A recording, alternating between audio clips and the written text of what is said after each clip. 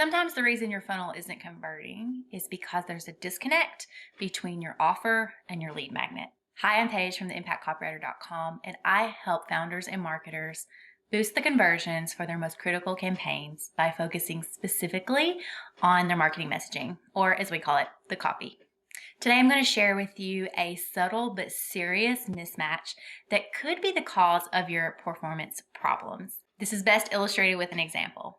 I was working with a client who was interested in optimizing their funnel or their launch for more conversions to get more course coaching program signups, actually. And so, of course, the first part of any project is to do some research and to analyze the current messaging against what we learned in the research so we can look for opportunities for what could be amiss or what we might want to change.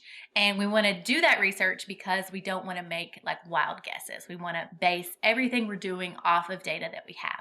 Now, this coaching program was intended to help people start their own VA businesses. And it was very clear, just judging from the messaging on the sales page, that the program was for people in the startup stage. The messaging, it talked a lot about feeling unfulfilled in their career and wanting to escape their 9-to-5 job and finally handing in that resignation letter. So it was very much focused on people in that career transition or people who are in the process of making that transition and, wanted to start a business of their own and would be open to considering being a VA as an option. I noticed an issue when I looked at the lead magnet that my client was using to drive people into this launch. And so the big issue with the lead magnet was that the value proposition focused on streamline and scale. Now, obviously, someone who's going to be interested in scaling is no longer in the startup phase, right? They're already operating, they're already doing business and wanting to take things to the next level. And we could even sort of hypothesize that streamline also indicates someone who's a bit further along.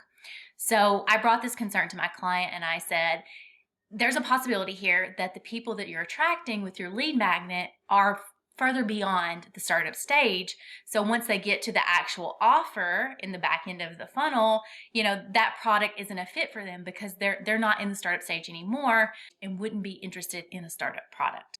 So my hypothesis was, if we wanted to focus on people in the startup stage, right? If that was truly who our one reader was, that if we modified the lead magnet to speak more to that startup audience, and use language that would appeal to someone who is thinking about starting up a business or leaving their 9-to-5, messaging around that sort of stage, then we would bring in more of the right type of ideal buyers and on the back end increase conversions and signups for the coaching program.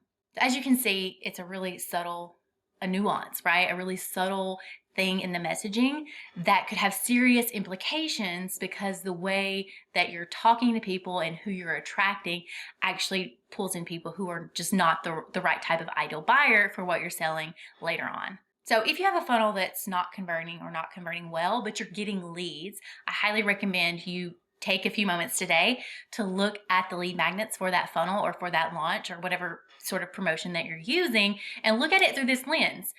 From the messaging, can you tell that you're attracting the right type of lead?